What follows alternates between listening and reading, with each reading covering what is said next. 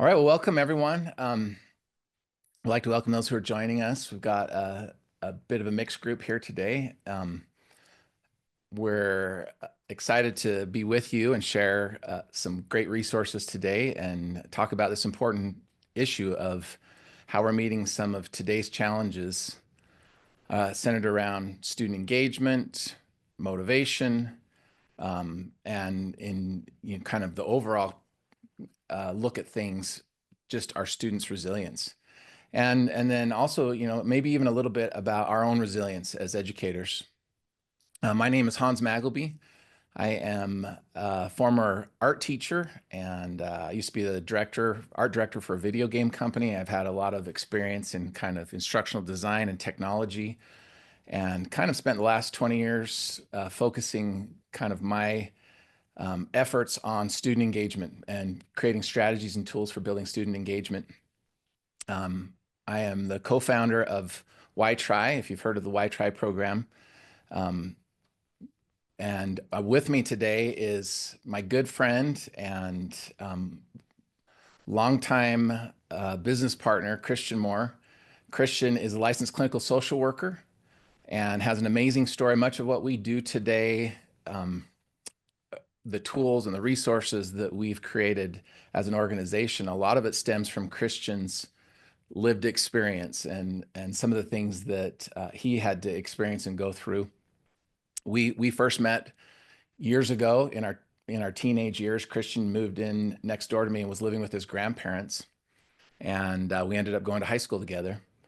And as I got to know Christian a little bit better, I found out why he was living with his grandparents, and he's going to share a little bit of his background and his story and how it relates to the topic of resilience and how kind of our study of resilience and the work that we've done centered on resilience has become something that's a much needed and a kind of a hot topic, a hot issue lately, especially just across the country and in education in general. And so I'm going to turn it over to Christian and let him introduce himself. We're really grateful to have all of you on, and we hope to hear a little bit from you in the chat. Make sure if you have any questions, um, there's an option there to send your responses to everyone or just to the host and panelists. Make sure you have everyone selected on there so that we can all see what you're saying. If you have any comments or anything that you want to add to this, and so with that, I'm going to turn it over to Christian. Christian, you want to go ahead and introduce yourself a little? Yeah. Well, one thing, Hans, I'm just excited to be talking to Florida. I'm a huge fan of the state of Florida. I've spent a lot of time there and just had some incredible experiences. I've had the opportunity to keynote quite a few conferences there in Florida and work with several school districts on a pretty large scale there. So big fan. Excited to be with you guys and talk to you all about my favorite topic, resilience. Hans mentioned the timing of resilience in the world was pretty big. We wrote the book, The Resilience Breakthrough, a couple years before COVID hit. And then after COVID hit, man, we were just really inundated and have had the opportunity to help a lot of organizations increase their resilience.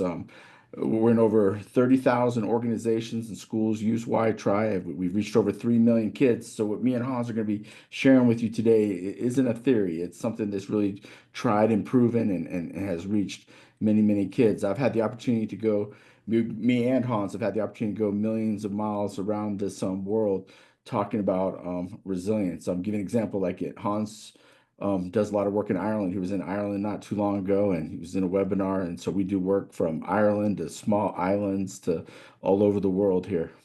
So that resilience breakthrough is something that is it's not just here in the U.S. that has gone national here a little bit.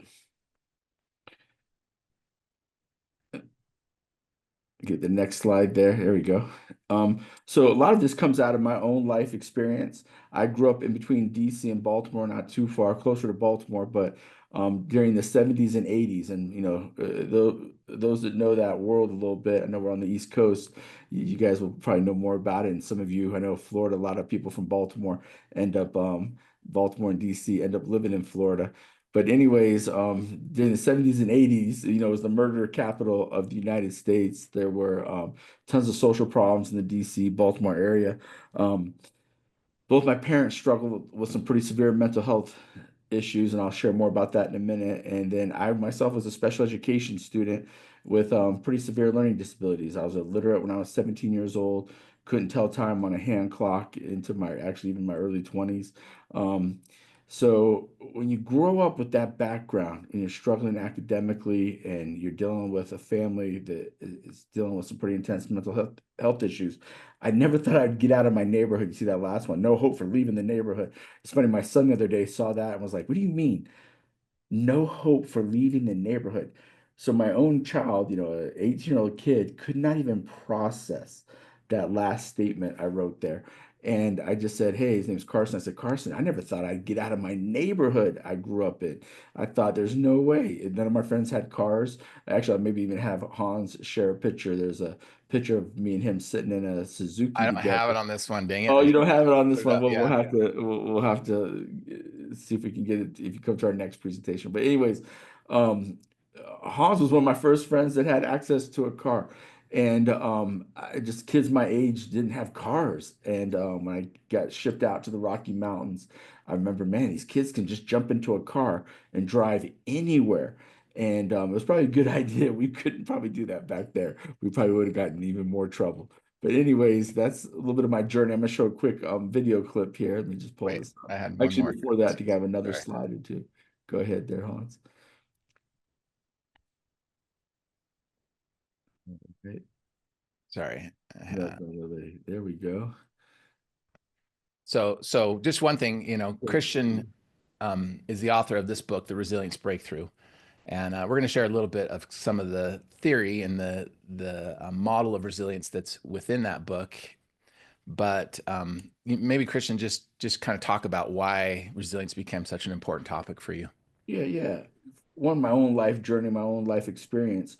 But when I started working with thousands of kids, I realized I could teach them skills all day long. Your decisions have consequences, how to tear off labels. We can teach skills to students, but I realized the biggest X factor that was going to probably help them apply those skills and overcome many of their situations was the ability to be resilient. I did my graduate thesis looking at the impact that learning disabilities has on poverty and crime. And if we were really going to do something about those issues, I realized resilience was going to play a major role. And you'll see that, I saw the 20-year longitudinal study they did in Kauai, the Kauai longitudinal study there in Hawaii. They found that, two kids grow up in the same home, same neighborhood, same background. One kid makes it out, the other kid may struggle. What's that X factor? And they found the key was the ability to see your problem as your best friend. I remember reading a little bit about that, this ability to be resilient.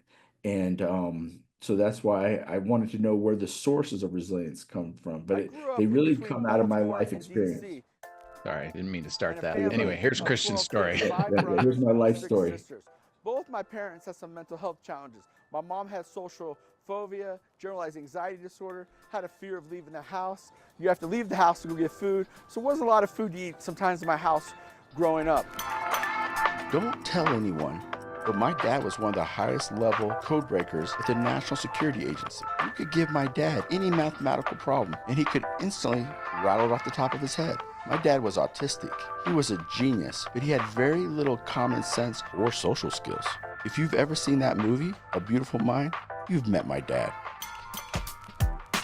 So having two parents with some mental health challenges put me in a situation where I ended up being a street kid. I could hang out till 2, 3 o'clock in the morning on a school night, had very few rules, very few boundaries. One night, I was out late at night and a car pulls up and I hear a voice. And the voice I hear is the voice of a woman who I endearingly call Mama Jackson. It was one of my best friend's moms who sees me out there, late at night.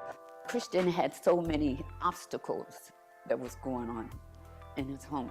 She knows what I'm out there doing, and she says, look, don't you ever set foot on our property. I'm gonna call the school tomorrow. I'm gonna make sure you're not in any of Sean's classes. I remember thinking to myself, dang, I know I'm bad, but I'm not that bad. I can never go to school with him ever again. When you see a child that's hungry, there's no happiness there. You're thinking about what other kids have. Going to school was very difficult for me as a child that was diagnosed with ADHD, conduct disorder, and severe learning disabilities. When I was sitting in a classroom, oftentimes, I was embarrassed. When I got called out loud, I would act up and get in trouble instead of embarrassing myself because I didn't know how to read or didn't know how to do basic math. So, for me, it was like going to the doctor's office every day, going to school.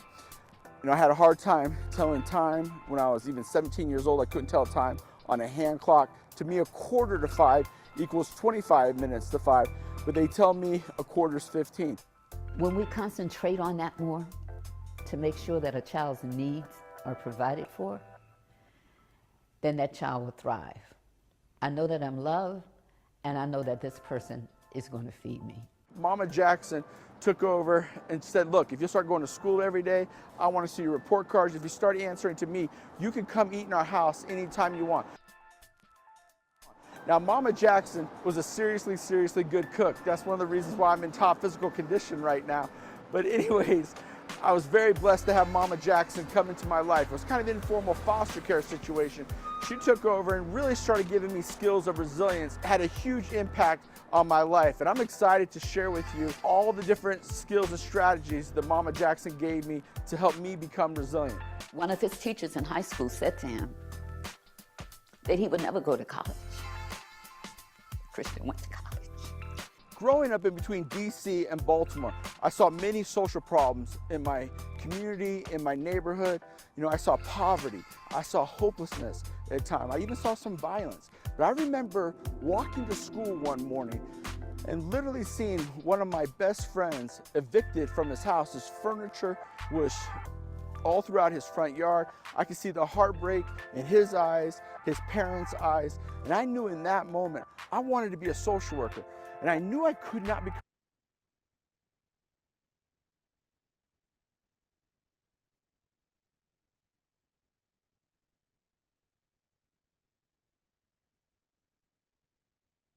I grew up in between. Sorry, let me go back to where we were there. That was my fault. And his paper is not polished. Other students get an A. Remember that feeling in my stomach when I knew I couldn't graduate. They're not going to let me graduate because I can't do math. I can't count money, I can't numbers, I get confused and all of these things. He was like a bobcat in a cage. So I came up with something called the No F game plan. And this was a strategy that I used to make it through school with my learning differences. He made himself big. He made himself known to others. I'm here. Hey, I may not have what you have, but I have a street smart. I would go to every class. I would sit on the front row. I would do all the homework assignments. And I would do enough extra credit to get a D-. I would shoot for A's, but I learned in college you get just as much credit with a D-. And his paper is not polished. Other students get an A. Christian gets B, sometimes a C. But he has ideas. He has a substance. And the WhyTry program that he ran with and helped incredible number of students and the teachers and administrators came out of a classwork. He created an environment to teach teachers how to really deal with students that may have significant functional limitations. I persevered. Luckily, I knew what resilience was. I knew how to take my academic challenges and use them as a reason to knock down barriers, to focus on what was right with me, not what was wrong with me. The vision of WhyTry, and I think this thing is called the roller coaster ride. And I'm so glad that when he fell off of that roller coaster, that he got back on. Dr. Virgil Wood, civil rights icon and close friend to Dr. Martin Luther King, learned about WhyTry's impact and decided to honor Mama Jackson with the National Rosa Parks Save the Children Award.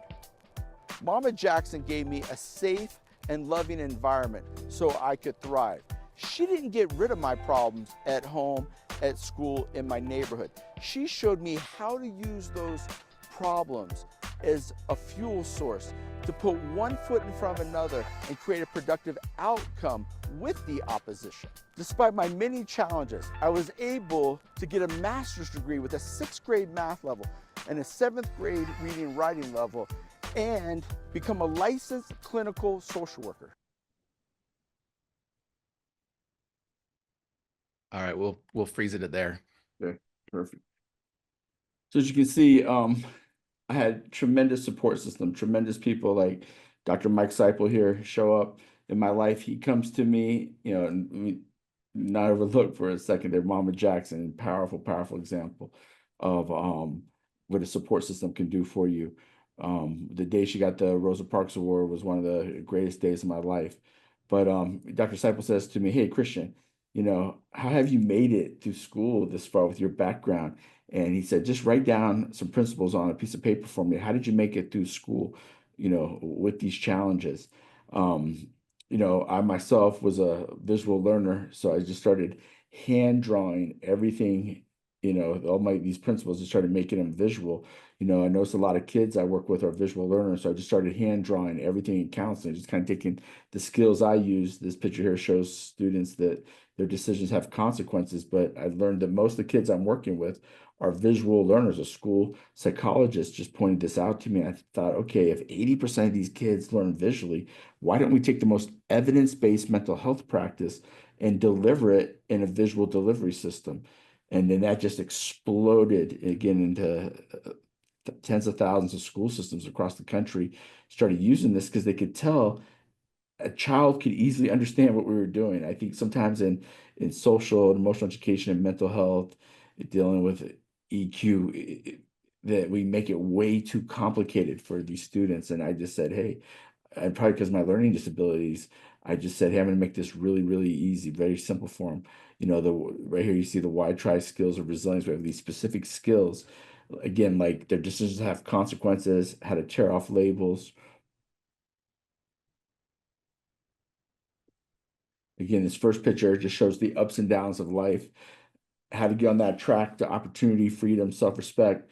We believe that's the answer to the question, why try? If you try in life, you'll have more opportunity, you'll have more freedom, you'll have more self-respect. So the roller coaster starts out, it goes uphill, you have the crash. The crash represents, the things that they're doing that get them in trouble. They're doing different things like skipping school, using drugs, stealing, fighting, running away. The crash of skipping school is I have to go to in-school suspension.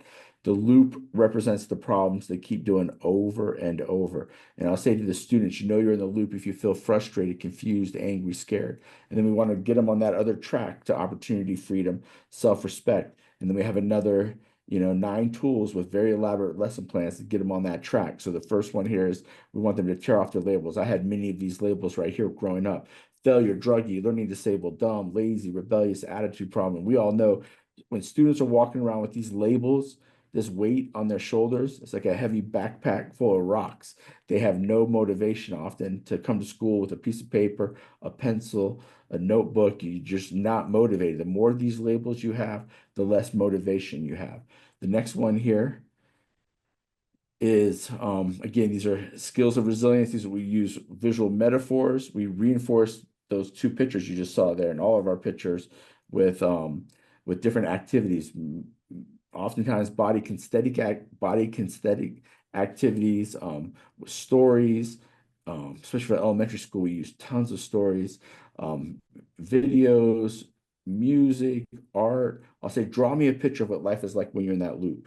Draw me a picture of what life would be like without these labels. Create a collage about that. So we use as much of the arts. One thing that Hans has a background, a degree in art. One thing we're proud of is we've put the arts back in lots of schools where they've even taken the arts out of school. Through teaching these life skills, we've been able to use the arts to really, really engage students, especially students that are really not motivated.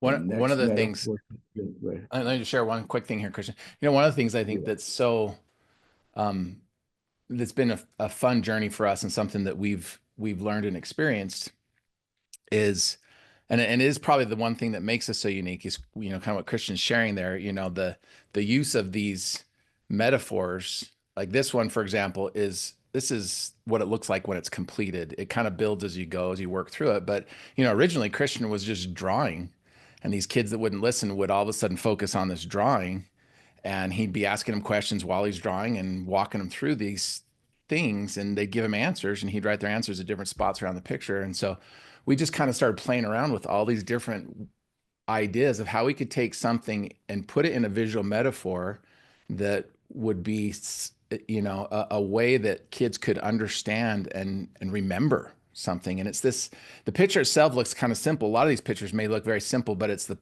the act of processing with them and making the connection from this metaphor to their life, where they can see how this relates, and then it helps give them this, really amazing insight into what's going on. And it allows for us to be able to communicate sometimes really complicated things in a very simple way that's really powerful and engaging. And then, everything else Christian was mentioning here, we have all these different skills we're trying to teach in the 10 units, and we have different versions of visual metaphors that we use for these.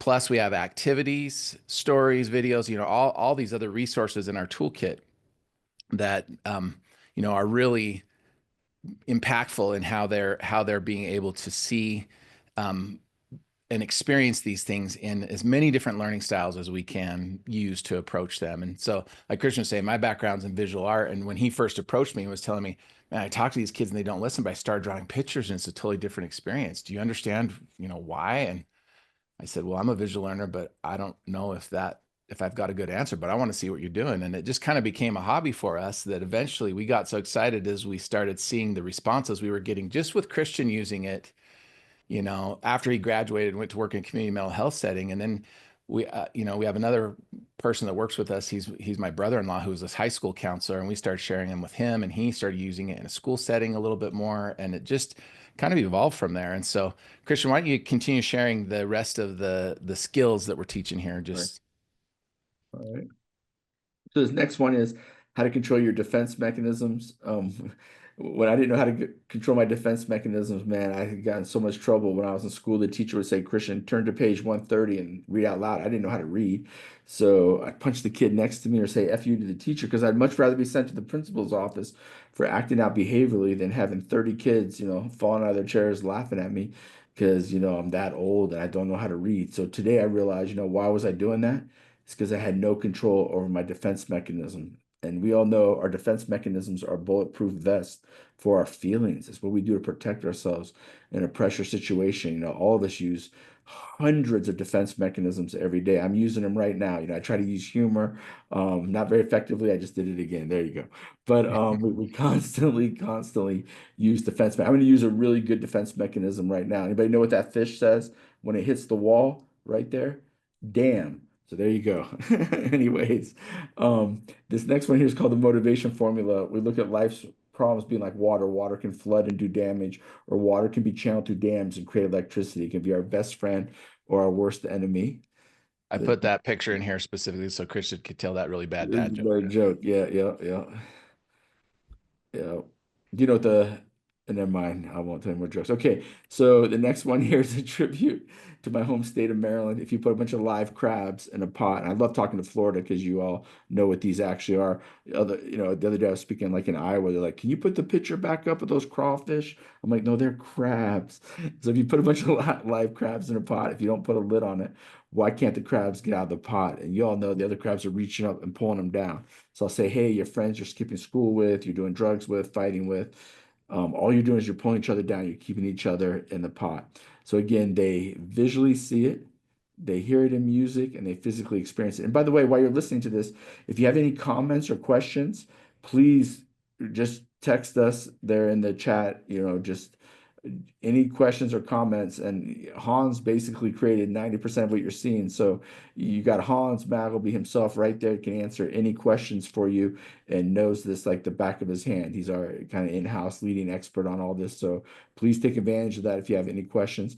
This next one here is a simple problem solving model. You write in whatever the student's dealing with there, and then we just walk them through these steps. They have to identify the problem. They got to create options, get help, and so on. But my favorite one And this is so overlooked working with kids is number 5 there. It says believe in change. On a scale from 1 to 10, circle where you are and believe in change will happen. 1, I can't change. 10, I know I have the strength to make that change. If the student says anything below a 5, I'll spend the next couple of weeks helping them believe that change is possible, because if you really understand resilience and motivation, change is not going to happen if people don't believe if it's around the corner, if it's even possible. So you have to have that seed of hope that change is possible. So I think that number 5 there, we need to put more emphasis on that one. Maybe we need to star that one, Hans. All right, the next the next one is you're gonna see a maze. When I was in school, I was struggling so bad academically. I spent most of my time drawing mazes. I got so good at drawing mazes. One day, my teacher came over with a ruler and measured the distance between each little line on the maze, and they were exact. And she called me the robot maze maker, because she said that is insane that you have the exact distance anywhere I use the ruler on this maze. So, anyways, one of my quirky LD things, I guess. But it takes the student like 20 minutes to get through this maze. And I'll say, to get through this maze, you had to have the desire to do it. You got to put the time in, you got to put the effort in.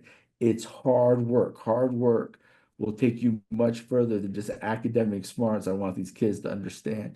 And I tell the kids, you're both. You're smart and you're hardworking, and you got to keep tapping into both of those to be resilient. But it's really hard work to accomplish anything in this world. You have to have the desire to do it. You got to put the time in. You got to put the effort in. The Can I next share one, one quick thing on yeah, this, yeah, yeah, Christian? yeah, yeah, yeah. One of my favorite things, this is honestly one of my favorite things to do when working with a group of kids, teaching this one, we'll give them this maze and we'll kind of put it out there, and I'll say, look, it takes usually about 10, 15 minutes to complete this maze. I want to see how fast you can make it through. I got a reward for the first one to make it through, and I got a prize for everyone that, can complete it. And, like I have a little treat or something for them. And that, a lot of times their motivation is pretty low. Their desire is not very high. They're like, are you serious? And I created this maze, and I intentionally made it so you'd have to go down certain paths for a while before you hit a dead end. And it's interesting to watch kids. I'm observing them as they're doing this. They go for a while, they hit a dead end. A lot of them you can see just want to give up, or that, they don't really want to put the effort in. So I'm trying to motivate them and create either competition or some kind of reward for finishing it. And, they start to slowly figure some things out. There's little gaps in the letters. I'll say, look, you have to go through the gaps. You can't just cut through. The letters are part of the walls of the maze, and these words, desire, time, and effort. And so they end up figuring out, they work through the word desire, goes forward, and then they try and cut down to the T and they can't finish. So they realize it has to go backwards. So they end up going backwards through the word time, and then it ends up going forwards through effort. And they get to the O and the R, and they're at the T. They're just right here at the beginning of the T, about to finish. And I'm watching them as they do this. And right before they finish, I'm running around the room and I start ripping it away from the kids, take it, I steal it from them. And I get the best response. I mean, they go nuts. I've had kids swear at me. I've had them, chase me around the room trying to get their paper back. I've done this in training with adults, with educators, done the same thing just to let them experience it. And I've had teachers do the same thing. They chase me around the room trying to get their paper back. They're really upset when I steal it from them. And I'll say, time out. Why do you care? It's just a dumb maze. And they'll say, well, duh, I just put a bunch of time and effort into doing this, and you stole it from me right before I finished. And I say, okay, see that feeling that you have right now? That's what we call the accomplishment zone. That's the feeling that you get when you work hard at something and you accomplish it. It feels good. And anything in life that is worthwhile takes those things right there written on the maze: desire, time, and effort. There's no shortcuts. It takes hard work. And so I love it because the metaphor in this case is actually an experiential activity. And it's crazy how strong those emotions come to the surface when they experience this, and you kind of steal it from them right before. They want to experience that accomplishment zone. And when I give them their paperback, I don't even have to say anything. They'll quickly take their pen and finish it because they want to experience that. And so it's a cool thing when you can teach something like this. We'll process more how their desire changed, and we talk about time and we talk about effort, in more detail as we go through it with them. But it's really powerful to see how, when you can visualize, understand something, and experience it, that it's really reinforcing an important thing we're trying to teach kids and help them understand why this is important to everything that you do in life. Hard work. There's no shortcuts. Yeah. As you can see from Hans, going into a little more detail on that, we could do that with each one of these metaphors. We do a 1 day training on this, and you literally, yeah, they're very elaborate lesson plans. So I just want to point that out as I go through this really quick. This one right here talks about the importance of following laws and rules. And to verbally tell kids to follow laws and rules, you're going to get a lot of resistance from them. And I'll say to them, you notice anything strange about this weightlifter? They'll say he's buff on one side, he's weak on the other side. I'll let them know, of course, I was the model for the buff side. And Nuh-uh. like, That was me. oh, that was on. So they're pushing up against the weight, and the weight is the weight's coming back down and you're pushing against it, it tears the cells, it tears the fibers in the muscles. So for example, I do 3,000 sit-ups every morning and my stomach muscles keep getting bigger and bigger and bigger. I don't recommend people do 3,000 sit-ups. It's killing me, man. But that's my best joke, Hans. That's a bad But yeah, joke. I don't know, it's a really hard joke to tell when it's just silence out there on a He webinar. always says, I got a six pack. And I say, no, you have a keg, my friend. Okay.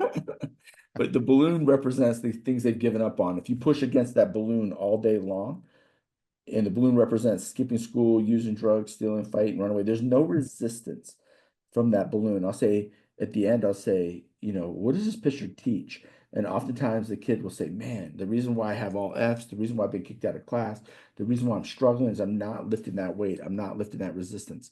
And by the way, you hear a lot of my language geared towards students with my background. The biggest demographic, by the way, that goes through why I try and think about like in Brevard County there in Florida, they use it across the board there. And more mainstream kids go through WhyTry. So this is for all students. Again, kind of me and Hans's expertise are and why we created WhyTry was to help kids that are really struggling. But especially since coming out of COVID, again, more mainstream, it can be straight A students. And I argue those kids might need the resilience more. The kid that has straight A's, that life has been pretty smooth for them, that they don't develop a lot of resilience sometimes. I worry about my two kids, Cooper and Carson. Resilience was handed to me on a silver platter, and their resilience is a lot is an uphill battle sometimes to really get that to them. So keep in mind these skills of resilience are for all students. I don't know, Hans, if you want to add that. And Hans, I'll probably have you take it from here. You do the last, two real quick, and then Sure. just go into yours. So I'll just have you take it from here, Hans. Yeah. I think, what Christian's saying is really powerful. Usually when we first started WhyTry, we were really targeting kind of your higher need populations, students that are in your kind of tier 2 and tier 3 of a multi-tier system. But I think today we see so many of the challenges that we used to only see in tier 2 and tier 3, we see abundantly in tier 1, and kind of across the board. And so, Absolutely. um, you know, everything that we're doing, all these skills that we're trying to teach of resilience are applicable universally, right? I mean, every kid can benefit from these. This one, getting plugged in, just a simple concept of this. It seems this may be one of the most simple of the metaphors that we have, but it might be one of the most important for their overall success in life. You know, um, I don't know if you've ever experienced this, but I think for a lot of kids that I work with, especially as they get into their teenage years, they want to be independent. They have a strong sense of independence. And whenever they're struggling with something, if they have to ask for help, they view that as weakness. Like if I can't do something on my own and I have to ask for help, I'm weak. And I think that's one of the greatest thinking errors kids make. Getting help is not a weakness, it's a strength. And everything that we're trying to do to help a kid recognize that and identify that is, a critical aspect of um, you know, what we want their mindset to be focusing on. And I know, if kids have weak support systems, sometimes really simple things can shut them down. And if they have strong support systems, really difficult challenges can be overcome. And so we're just trying to help in this one, kids recognize that there are different categories of support they have in their life. Sometimes they don't have a strong support system at home with their parents. And we recognize that with a lot of kids that we work with, that, they don't get the great support at home. That might be a single parent that, bless their heart, is working multiple jobs and they just don't have a lot of time to spend with their kids. They might, I've worked with kids that have parents that are incarcerated. I've worked with kids that have lost their parent, or just have a parent that is dealing with substance abuse issues, and they're just not really functioning well as a parent. And so we can't take away those problems, but we can try and help them find other areas of connection. We become those connections in a school setting. We try and help them establish connections with positive friends, other positive mentors and adults. And then this last category here is something that inspires or motivates you to good. Anything that's kind of a catch-all category for a sports team, an after-school program, anything that they're doing, a hobby or an interest that they have that's connecting them with others in a positive way, then that could be a support system for them. And so we're trying to make sure kids have at least 3 of these supports, at a minimum. And the good news is that even if they don't have them, we're helping them see that they can create them and they can establish them. I think Christian is a great example of this in his life. There's been so many things. If he had details or if he had time to tell you his full story, there's so many experiences where Christian tapped into supports going through college, or, even I look at it at working with him in business, how much, he recognizes the importance of making connections and support systems to be able to overcome challenges that we face. And then that brings us to the last picture you can see over the wall. This is kind of a summary of the whole series of skills that we're trying to teach these kids. This kid standing in front of this wall is a lot like a lot of the kids that we work with. If you ask them, where do you see yourself in 5 years? Most of the kids I work with don't even think 5 days from now. It's like they're metaphorically standing in front of a brick wall and they can't see past it. And all they can see are their challenges, their problems. Those words written on the wall kind of represent what they see and deal with on a day-to-day basis at home, at school, with their friends. And it's really hard to answer the question, why try, when you're standing in this position. And so the simple thing for us is to help them see the steps they need to take to change the position. We can't get rid of their environment. We can't get rid of the problems, but we can change the way they view their environment and their perspective. And that's our goal, is trying to get our students on top of the wall where they have this big view, where they can see a vision of their future. And so, if I go back to this, there's kind of an overarching principle around what we do. We call the 3 R's. It's not reading, writing, and arithmetic. It's the 3 R's of, social and emotional, our students' emotional wellness and their resilience. And the first R is relationships. We know that's the key to motivation. And so we focus first on trying to get these kids to step away from their wall by focusing on their relationship, that positive teacher-student relationship that we have. And we have all these very specific strategies that we follow to do that. The steps here are the different skills that we've been teaching them, these different units that we go through with the different visual metaphors and activities and everything that we're using. And that kind of represents the relevance. We're helping them see the why. One of the reasons why our program is called WhyTry is because we want them to see why school matters, why these things that we're trying to teach them academically are important to them today. If they can't see how their choices today are having an impact on their future, they probably can't answer the question, why try, and don't see the relevance of school. And so it's really important. We focus so much on trying to help kids pass tests and know what you need to know to be able to pass a test, because that's how they're judged and that's how we're judged. But often we don't teach them enough an understanding of why this is important, or why these skills or these things are important. And it's the why behind it that really helps them make that connection to the importance of school and the reasons why we want to be engaged and focused on these things. And then, those 2 things, the relationship and the relevance, the steps kind of represented by the relevance, get them into this position on top of the wall where we call it the big view. And it's where they can see a vision of their future and where they're going. And the difference between the kid here in front of the wall and the kid on top of the wall is that this kid has no hope, where this kid on top of the wall has hope because they have a vision of where they're going. And their ability to deal with these problems, the things written on that wall, change because they see them as temporary. And so another way of saying, your ability to deal with your problems is resilience. That's the position of resilience for us, is trying to get them there. And that's kind of our end goal. That's what we're trying to work towards. We don't always focus on success. We focus more on resilience because we can't always control what happens to us, the adversity we experience in our day-to-day lives. And so we have pre-built lessons and resources that go from pre-K and elementary and grade level banded resources to middle school and to high school. originally we targeted this towards teens, and then we realized, God, it's actually pretty easy to adapt these things developmentally because of the visual approach and the hands-on nature of it and the story examples and resources that we have. And so we've really tried to adapt it in a lot of different ways. It's very flexible, can be used in a lot of different settings. It began as a in the school setting, at least, it began as a toolkit for counselors and mostly used in one-on-one and small groups. From the small group standpoint, like we said, that was usually kind of your tier 3 and tier 2 type, approaches to using it with students with, real challenges behaviorally, or real low motivation or struggling academically and poor attendance and engagement. But as we've built it into more easily deliverable classroom lessons, we see it used a lot more at a tier 1 level as just a social and emotional resource to connect and help students see why these skills are important.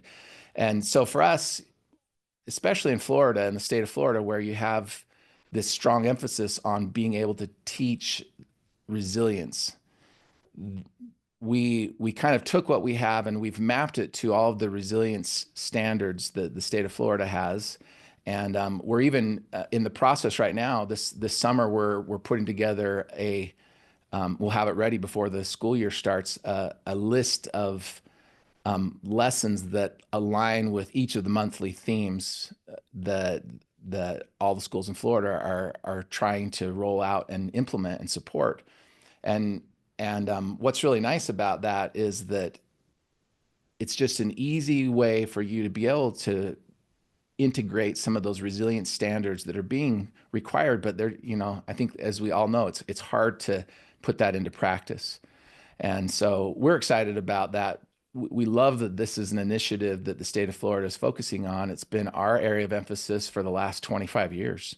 And it's really kind of the one thing that we, are strongest in is just where resilience comes from, how we can make it a point of focus and emphasis, because we all recognize we can't get rid of the problems and the challenges that our students are experiencing.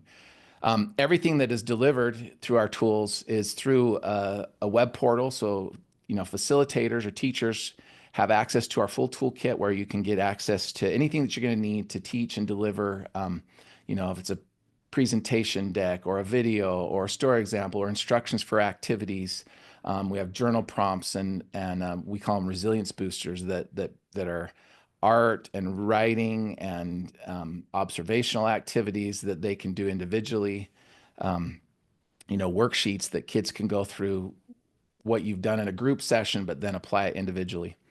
And so just a lot of resources that are there, including training supports through the toolkit. Once somebody has access to our toolkit, they can get access and enroll in any of our virtual live trainings. We also have self-paced trainings in there, and then kind of just-in-time training resources as you're teaching a lesson, where you can take this and go see an example of what it looks like. But one of the things that's so important, WhyTry, it's this huge toolkit of resources, but it's also an approach. And, that approach really comes down to those 3 R's that I was talking about before. It's the understanding that to effectively use these, it really comes down to the relationship we create with our students, the positive teacher-student relationship. And, so often we talk about why that's important. I mean, there are so many studies that show the importance of positive teacher-students relationships, that they virtually impact everything that we measure and care about, from attendance. We have a massive problem with chronic absenteeism right now across the country.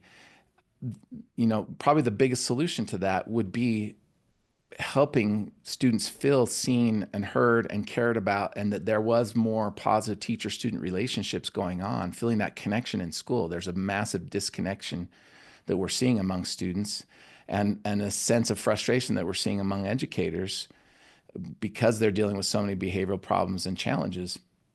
And so we have an approach to to creating relationships that makes it very practical. It's very pragmatic. It's something that you can put into practice immediately. And, it's a very powerful kind of series of strategies of little specific things that you can work into your day-to-day interactions with your students. And I love it because we often hear people talking about the importance of relationships, but nobody talks about how to do it. And so we're providing the resources to help them and help you see how to do it. And that's part of the WhyTry approach and part of what we cover when we do training. We also have other workshops that we do just centered around that aspect of the WhyTry approach, the relationship piece that are we have a toolkit for administrators to be able to do professional development with staff, all focused on relationship building tools and resources as well, which has a massive impact on our own resilience and our students' resilience. And so beyond that, we have these other facilitator competencies and resources that help anyone that's delivering WhyTry to see what it looks like to be successful with how you deliver and what you deliver. So again, like Christian was mentioning, we have all these different resources in our toolkit, but if you don't have the full approach with it, you're not going to have the fidelity that really makes change. The relationship and the way we engage our students is really following kind of the state of the art of student engagement. It's our greatest area of expertise and experience that we've been focusing on. We have a tremendous team that has helped us in delivering all these resources and in developing all these resources. And we've really studied some of the most successful engaging educators around the country and built a model that can help anyone, whether it's your natural tendency or not, to be able to see how we can be more effective at student engagement and motivation. Reaching those difficult to reach kids and helping them see the answer to the question, why try, and helping them want to put the effort in. So, Christian, you mentioned resilience, and I just want to maybe finish up today. Let's kind of come back to this just for a few minutes here. You were talking about the Kauai longitudinal study, and I think what's powerful there, it kind of challenged that myth that a child who is in a high-risk group is destined to struggle. They realized, no, like a full third of those kids didn't struggle, even though they were in all those high-risk factors. And the difference between them was that those kids had developed some ability to be resilient in spite of those challenges. So, if resilience is so important, maybe you can share a little bit your focus on this and kind of answering the question, that the thing we all have to ask there is, where does it come from? Yeah. And I think that became the focus of Christian's, life experience and kind of personal study from his graduate thesis all the way to where we ended up publishing this book on resilience. Yeah, absolutely. One thing I want to emphasize here, Hans, is, people always ask me, what, after studying resilience for 30 years, what stands out the most to you? And for me, it's that resilience can be taught. Resilience can be learned. You don't have to be born with a tremendous amount of resilience. I've actually seen a lot of stories where people are born with tremendous opposition and then they've learned resilient skills. So, that debate is over. The first thing a person has to have to be resilient is they have to have something to bounce back from. You have to have suffering. Suffering is the first step of resilience. So I'm going to just kind of highlight a model of resilience. And this is what the book really focuses on here. Have you ever wondered why, two kids, similar circumstances, one student will take his or her challenge and give up and begin to hurt themselves or maybe others. Another student, in spite of his or her challenges, continues to try hard to, take that suffering and again, I talked about earlier, really convert it into a resource, convert it into your best friend. What's the X factor there? And, I've done work from Detroit to Baltimore to Chicago to Orlando.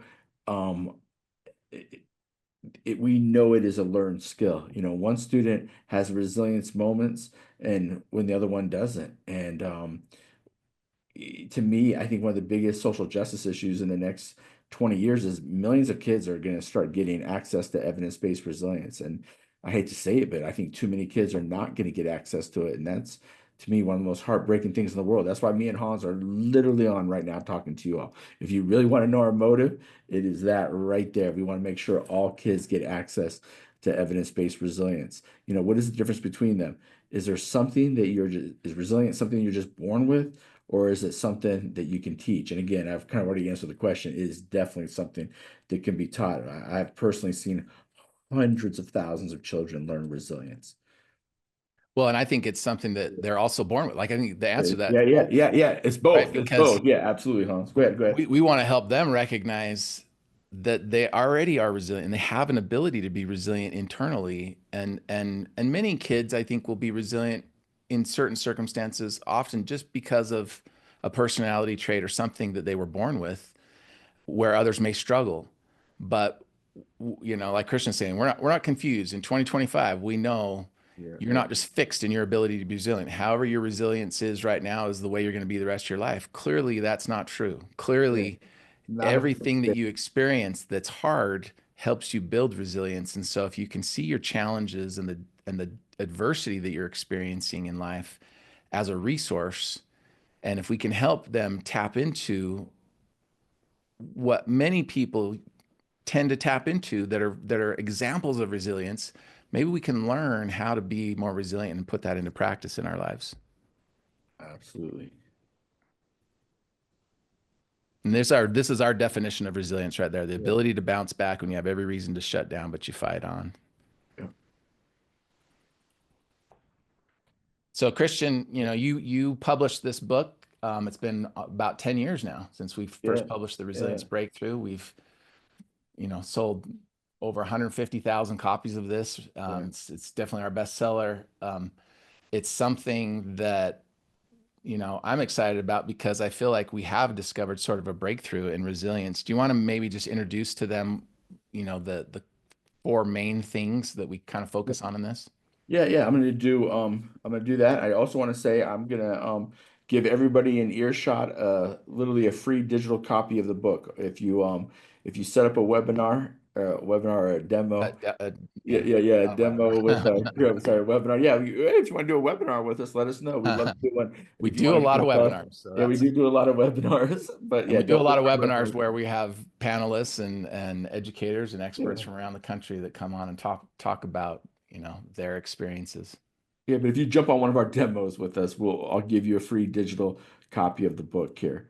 But I want to highlight here for you the four sources of resilience. And this is where resilience comes from internally. I had studied skills of resilience, but I want to know, where does it come from internal? Where does that internal resilience motivation come from? And the first place, it's not going to shock anybody, is relational resilience. And that just means you go through the motions, you don't give up because another person needs you and you need them. We're social creatures. We're motivated by other people. One good thing that came out of COVID is that debate is over. We know we're motivated by that interdependence. The second place resilience comes from is something called street resilience. I kind of coined the term street resilience because that means you take any type of disrespect, judgment, you use that as a reason to put one foot in front of another. When we started looking at thousands of kids that were highly resilient, all of them talked about using disrespect. Maybe they're the first one in their family to go to college. They were told they couldn't do something. No, I was told that book you're looking at, I was told I'd probably have to self-publish. Less than, 2% of books are nationally published. But I use that street resilience. If someone tells me I can't do something, Hans will tell you, besides being conduct disorder, I will literally That's use exactly what he wants to hear. yeah, yeah. To tell me no is usually not a good thing. I'm You not know, proud of I, that. I, I But think street resilience is one that was really interesting to me because I would never really even thought of this so much as a source of resilience because it's not something I've had to deal with a lot in my life. I come from a very privileged background. Things were always kind of easy for me. I mean, my dad was a college professor. I came from a very supportive home environment. Christian, on the other hand, has experienced, a lot of people trying to put limitations on him, telling him he's not good enough, he's not smart enough, he's not going to be able to do this, you're not going to be able to go to college, you're not going to be able to graduate. And that anger that he took to want to prove him wrong became a huge source of resilience for him. And so, I think it's a really interesting one. We call it street resilience, I think, just because it's that, somebody that Attitude. has street smarts, or that somebody that has that kind of element of Right. hustle where they've been told you're not good enough. You're never going to get out of here. You're never going to be able to do these things. And you took that and channeled it, kind of the anger in that, and channeled it for productivity, to be resilient. That's a powerful thing that, I need to tap into more. Yeah, these four sources of resilience, American University did a lit review on them, and one of the things they found out with street resilience is when a person's identity comes under attack. Attack a person's identity, and you'll see a fight kind of come out of them, a desire to kind of prove people wrong, which causes you to kind of put one foot in front of another. The third place resilience comes from is resource resilience, and that's where you maximize your talents, your abilities, your resources, whatever that resource is. For me, it was a library. A library changed my life because I sat in a library for hours reading, studying. I became kind of obsessed with social work and trying to figure out what causes people to change. Um, so resource resilience, again, is just maximizing whatever resources available to you. Right now I have two skills. I can talk nonstop and I draw really good. I took everything in mental health, made it visual, and I talk nonstop. And so that's resource resilience. It's just maximizing whatever talents. Now, what's funny is your resource resilience can also, be your worst enemy too, from the standpoint like my nonstop talking can get me into trouble, right? And so, it's just this ability to maximize whatever your resources are. Of course, you want to use them in productive ways. Hans, do you have anything you want to say about resource resilience? I know you're Yeah, pretty I mean, passionate like to about this. me, I think resource resilience is one of the things I probably tap into the most, Yeah. when I'm struggling with something. We look at resources as internal, abilities, talents, skills that you have learned, and acquired over time that you can apply to a challenge or a problem that you have. We look at them as external. Those can be, other people, it can be tools, it can be, physical resources and objects, things, like the ability to have transportation or a computer. Our ability right now to do this webinar is a resource for us to be able to create awareness for who we are and what we do, that 10, 15 years ago, when we first started this, we couldn't do this kind of stuff. And this is now a resource that we have that enables us to help you learn about who we are and what content we have and how it can be a support to you. And so, those can be external resources. And then the third category of resources for us is potential resources. These are resources that you don't currently have, but you could go acquire. Somebody may lose a job, or you get laid off, and to be able to get a better job, they go acquire some additional education or a certification in something. That's a potential resource that maybe you don't currently have, but it's going to help you deal with that adverse situation if you go tap into resources that are out there. And those are infinite. And that's an encouraging thing, I think, when you think about, something's difficult. I may not have the resources to address it right now, but if I go look for it, I can probably acquire other resources that are going to help me, with this problem or this challenge that I'm facing. And that's a hopeful thing, I think. So I love resource resilience, because when you take an inventory of your challenges, of what you have to address a specific challenge, it gives you, some motivation, and it gives you hope. I think right now a lot of us, especially in education, are struggling because we're seeing so many changes and shifts happening so quickly, and there's a lot of unsurety, and it's easy to watch the news right now and not know, you know, what next year is going to look like, or how our jobs are going to be, or what's going to change. I think for us as a company that works with educators a lot, it's a challenging thing for us to just watch the news. But if we can tap into the resources that we have, and use that to stay focused, and apply productivity to the challenge that we're seeing, it's hopeful. It's something that really drives hope for us. And then the last one is rock bottom resilience. And that's in your lowest moment, you believe in your ability to put one foot in front of another. All of us have our own personal rock bottom. And if I was your therapist, I'd figure out what the worst moment of your life is, and I would literally show you how to start using that as a resource. Because look, I've messed up, you make mistakes, we all do. Resilience takes place, and really using our biggest mistakes or different pain, different hurt, and saying, I'm going to become a better human being because of that. I'm not going to pass on my hurt to another human being. And that's one of the most powerful things. The other thing I love about rock bottom resilience is it really takes place in the striving. Like I always tell people, I've never reached resilience. Even though I'm Christian Moore, I'm the author of the book, The Resilience Breakthrough. My resilience takes place in the effort effect. And again, in the grind, in one foot from another. It's not when I reach the resilience, I'm resilient. I'm resilient in the effort effect. Why I'm climbing. So you visualize climbing a mountain. The strength, the muscles are built. The strength happens in the climb, not when you're on top of the mountain. On top of the mountain, you're rested, right? You're resting. You're in a different place.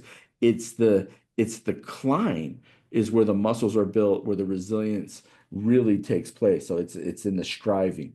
Um, so those are the four sources of resilience. I want to say to you guys, stop and think about this. What would happen if every student you worked with had access to those four sources of resilience? And again, to me, I believe every child should know exactly where that inner motivation comes from. There you go, Hans. I'll turn it over to you to kind of Yeah. summarize this. Yeah. Whoops. Sorry. I didn't mean to close that out there.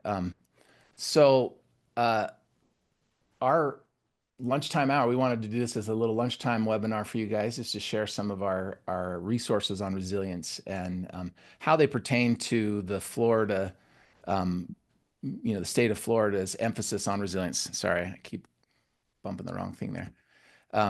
If you want to follow this QR code, we want to share with you some free resources today. I know we covered a lot of stuff and we are sharing a lot about our products and services, but if you follow that QR code, I'm going to also paste a link here that can go to the same thing in the chat window. Um, uh, there is there's a link there in the chat window. This will take you to some resources we want to share with you, so you kind of have something to take away from today. And these are sorry, this thing keeps stopping automatically on me there. We have a free lesson plan on WhyTry. So we want you to have the reality ride, our roller coaster video, our roller coaster resource there. Our Resilient Educator webinar series. So we actually have these webinars that we do. And one of the things that is really awesome is that we have educators come from all over the country sharing different strategies and resources, all centered around resilience in some form or another. But they're not really talking about WhyTry or the work that we do. They are, they're resources that let's see. Let's try that again. They're resources that they're sharing that are just their own expertise or experience or strategies, and just on all these different topics that have been really incredible. We've had a few the last couple of weeks that have just been so good, and it's not like a commercial for WhyTry or anything that we're doing. It's just having hopeful conversations with educators and sharing strategies and ideas and being part of a topical discussion.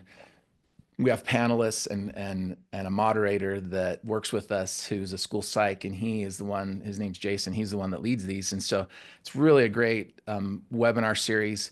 If you don't have time to tune in live during the webinar, we also take them and they're in kind of a perfect format for a podcast. And so you can listen to them if you're driving in your car, you want to listen to the conversation and the discussion and then the resources that are shared there.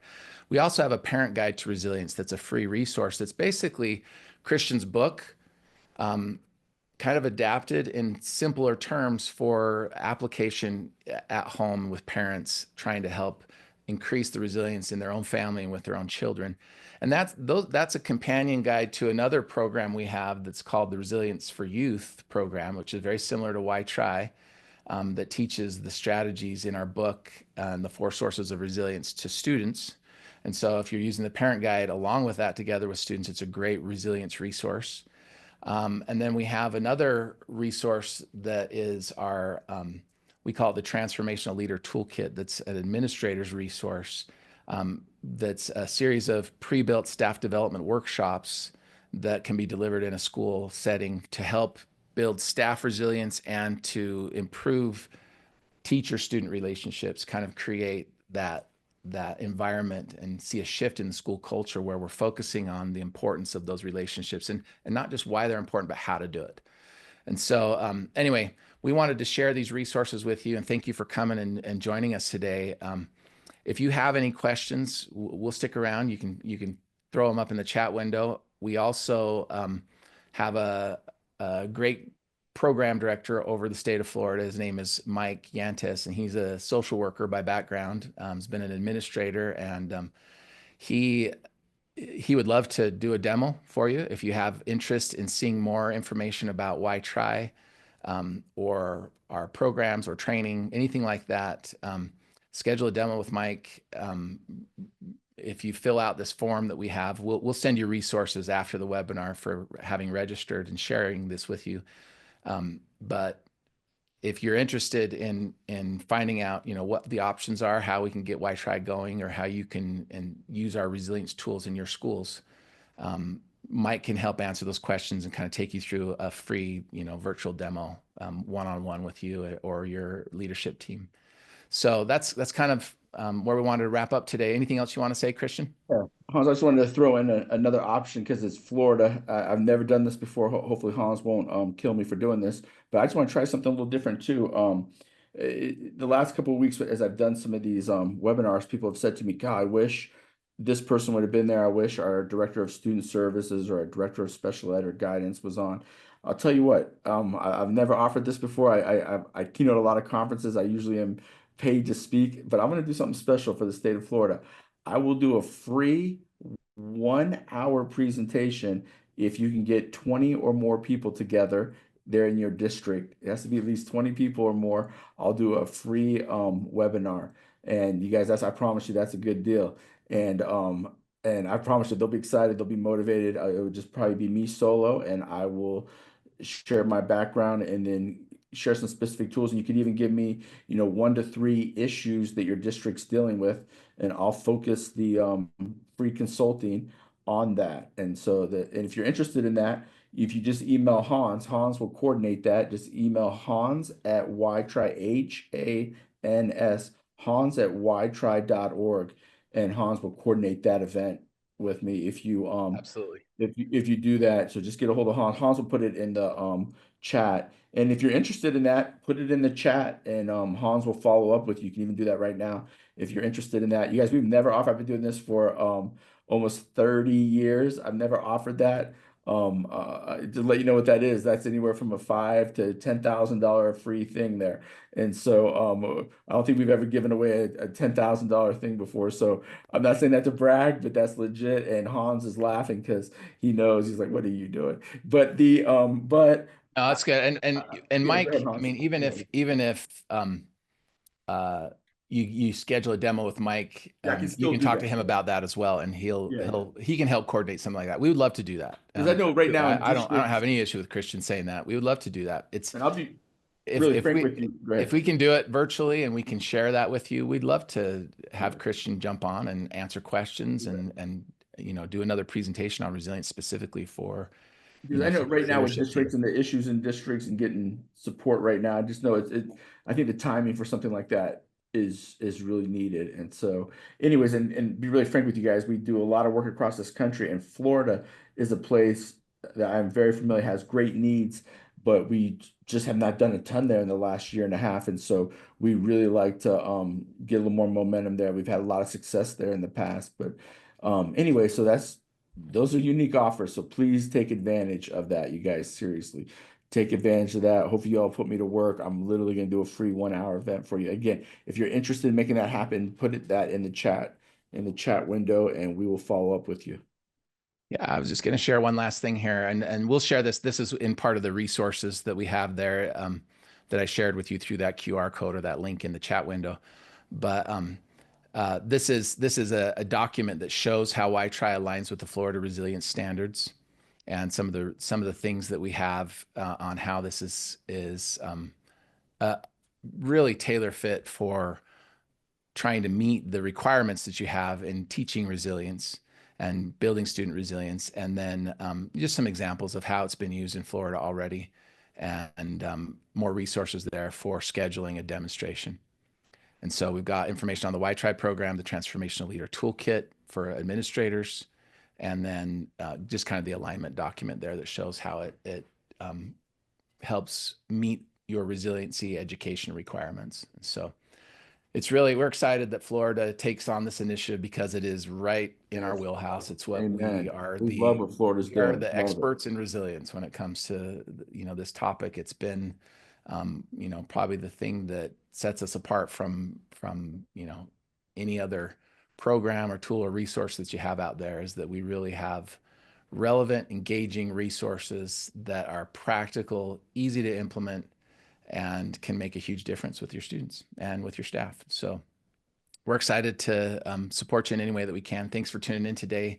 We hope you have a great week, and we will hopefully hear from you some more. Thanks, everybody.